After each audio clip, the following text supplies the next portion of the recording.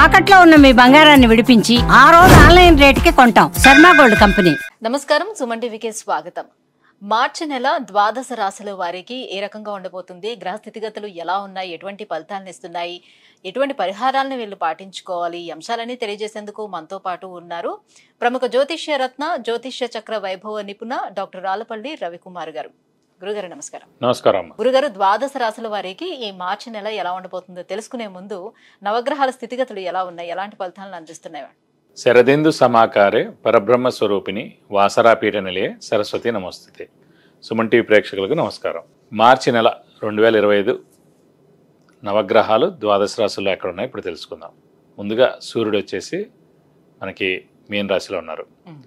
అలాగే కుజుడు మనకి మిథున్ రాశిలో ఉన్నారు. అలాగే రాహు వచ్చి మనకి మీన రాశిలో ఉన్నారు. గురువు మనకి వృషభ రాశిలో ఉన్నారు. శని స్వస్థానమైన కుంభరాశిలో ఉన్నారు. బుధుడు నీచస్థానమైన మీన రాశిలో ఉన్నారు. కేతు కన్యా రాశిలో ఉన్నారు. శుక్రుడు మటుకు మీన రాశిలో ఉచ్చస్థానంలో ఉన్నాడు. కాబట్టి ఒకటి స్వస్థానం శని, శుక్రుడేమో మనకి ఉచ్చస్థానంలో ఉన్నాడు మీనంలో. అలాగే నీచస్థానమైన మీనంలోనే బుధుడు కూడా ఉన్నాడు అన్నమాట.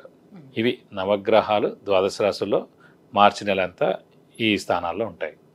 గురువు గారు, మీన రాశి వారికి ఈ మార్చి నెలలో ఎలా ఉండబోతుంది? సో మీన రాశిలోనే రవి, బుధుడు, శుక్రుడు, రాహువు, సో 4 గ్రహాలు కూడా మీన రాశిలోనే ఉన్నాయి కాబట్టి సో వీళ్ళకి ఎలా ఉండబోతుంది ఈ మాసం? తప్పకుండా మీన రాశి అనగానే మనకి పూర్వాభాద్ర 4వ పాదం, ఉత్తరాభాద్ర 1, 2, 3, 4 పాదాలు, రేవతి 1, 2, 3, 4 పాదాలు, ఈ నక్షత్రాల సమూహంతో మనకి మీన రాశిలోకి వస్తుంది. ఈ రాశి వారికి ప్రస్తుతం తృతీయ స్థానంలో గురువు ఉండడం, శని వ్యయ స్థానంలో ఉండడం, అలాగే రాశిలోనే రాహు ఉండడం, సప్తమ స్థానంలో కేతు ఉండడం, ఇదంతా చూస్తే బాగా కొంచెం మిశ్రమ ఫలితాలే కనిపిస్తున్నాయి. ఎందుకంటే చతుర్థ సప్తమాధిపతి అయిన బుధుడు కూడా రాశిలో నీచలో ఉండడం. కాబట్టి అలాగే రవి శుక్రుడు కూడా మీన రాశి, రవి శుక్రుడికి అస్సలు పడదు. సో శుక్రుడు బుధుడికి అస్సలు పడదు. సో ఇలా ఇవన్నీ చాలా కాంబినేషన్స్తో గందరగోళమైన ఇదిలో ఉంది. కాబట్టి వీరు ఖచ్చితంగా మిశ్రమంగా ఉంటుందని చెప్పుకోవాలి. విద్యార్థులు కానివ్వండి, రాజకీయ నాయకులు కానివ్వండి, క్రీడాకారులు కానివ్వండి, పత్రికా రంగం, యూట్యూబ్ రంగం, ఏ రంగమైనా సరే మీన రాశి వారైనా సరే మిశ్రమంగా ఉందని చెప్పుకోవాలి. సో వీళ్ళు శ్రమ, కాలం, ధనం వ్యర్థమయ్యేందుకు అవకాశం ఉంది. రావాల్సిన బాకీలు ఆలస్యంగా వస్తాయి. షూరిటీస్ పెట్టకండి, స్పెక్యులేషన్స్ జోలికి వెళ్ళకండి, మధ్యవర్తిత్వం వహించకండి. అలాగే డబ్బు ఖర్చు విపరీతంగా ఉంటుంది. అలాగే చిన్న చిన్న అనారోగ్య సమస్యలు కూడా ఉండేందుకు అవకాశాలు ఉన్నాయి. ఇంట్లో పెద్దవాళ్ళ చిన్నపిల్లల ఆరోగ్య విషయంలో జాగ్రత్త వహించాలి. సప్తమ స్థానాధిపతి అయిన బుధుడు నీచలో ఉన్నాడు కాబట్టి కొంచెం భార్యాభర్తల మధ్య అన్యోన్యత లోపించేందుకు అవకాశాలు ఉన్నాయి. సో ఈ నెలలాళ్ళే, తర్వాత అన్నీ మెల్లగా సెట్ అవుతాయి. అలాగే ఇమీడియట్ బాస్తో కూడా చిన్న చిన్న ప్రాబ్లమ్స్ ఉండేందుకు అవకాశం ఉంది. వ్యాపారస్తులు మటుకు గడ్డు కాలం అని చెప్పాలి. ఎందుకంటే వాడికి చాలా డబ్బు నష్టం, ఆర్థిక నష్టం అయ్యేందుకు అవకాశం ఉంది.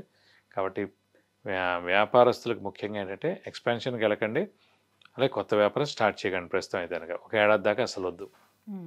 మళ్ళీ గురువు పంచమ స్థానంలోకి ఎప్పుడైతే వస్తారో అప్పుడు ఏర్పాటు చేసుకోవడం బెస్ట్. కాబట్టి ఈ ఏడాది కూడా వ్యాపారస్తులు ఎవరైనా సరే మిశ్రమంగా ఉందని చెప్పుకోవాలి. మరి ఆరోగ్యపరంగా చూసుకుంటే వీళ్ళకి ఏమైనా అనారోగ్య సమస్యలు వచ్చే అవకాశం ఉందా? అంటే మీరేంటే ఆ రాశిలోనే రాహు ఉండడం, శని 1వ తారీఖు ఏప్రిల్ నుంచి రాశిలోకి ప్రవేశించడం, సప్తమ స్థానంలో కేతు ఉండడం, ఆల్రెడీ బుధుడు నీచలో ఉండడం వల్ల స్ట్రెస్, స్ట్రెయిన్, మానసిక ఆందోళన ఎక్కువగా ఉంది. సో అనారోగ్యం చేసేందుకు అవకాశాలు ఎక్కువగా ఉన్నాయి. కాబట్టి ధైర్యంగా ఉండండి, ఏం కాదు, కొంచెం ధైర్యంగా ఉంటే సరిపోతుంది.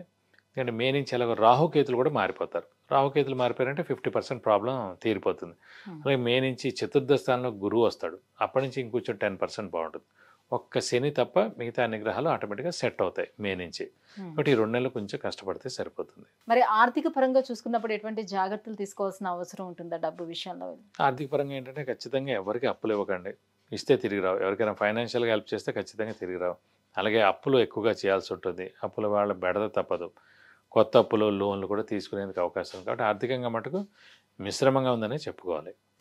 అంటే మీన రాశిలోనే శుక్రుడు మంచి ఉచ్చ స్థితిలో ఉన్నట్టు కదా, మరి అలాంటప్పుడు వీళ్ళకి యోగించే అవకాశం ఉండదని అంటారా? అంటే ఈ రాశికి తృతీయ అష్టమాధిపతి శుక్రుడై రాశిలో ఉచ్చలో ఉన్నాడు కాబట్టి అది మిశ్రమంగా ఉంటుంది.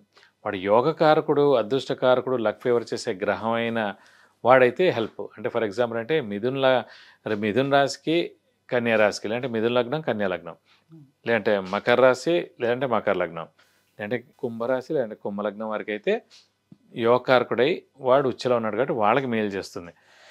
మీన రాశికి ఏం మేలు చేయదండి, మిశ్రమంగా ఉంటుంది. మళ్ళీ ఇంకా ఎటువంటి రెమెడీస్ పాటించుకుంటే బెటర్గా ఉంటుంది? ప్రస్తుతం అంటే ఇన్ని గ్రహాల ఇదితో ఉంది కాబట్టి సుబ్రహ్మణ్య స్వామిని ఎక్కువగా ఆరాధిస్తే చాలా మంచిది. ప్రతిరోజు సుబ్రహ్మణ్య స్వామి అష్టోత్తరం చేసుకుంటే మంచిది. వీలైతే ఇక్కడ స్కందగిరి టెంపుల్ అని ఉంది పద్మారావు నగర్, అక్కడ హోమం మరియు అభిషేకం మీ పేరు నక్షత్ర గోత్రనామాలతో ఒకసారి చేస్తే మీకు అన్ని విధాలా మంచి చేకూరుతుంది. విద్య, ఉద్యోగం, వివాహం, వాహనం, ఆరోగ్యం, ఐశ్వర్యం వీటన్నిటి గురించి తెలుసుకోవాలంటే కింద స్క్రోల్ అవుతున్నటువంటి నెంబర్లకి కాల్ చేసి గురువుగారి అపాయింట్మెంట్ పొందవచ్చు. గురుగారు, ఈ మార్చి నెలలో మీనరాశి వారికి ఎలా ఉండిపోతుంది, సో ఎటువంటి పూజాది కార్యక్రమాలు చేసుకుంటే కొంత మెరుగ్గా ఉంటుంది, ఈ విషయాలన్నీ కూడా తెలియజేసినందుకు ధన్యవాదాలండి. నమస్కారం.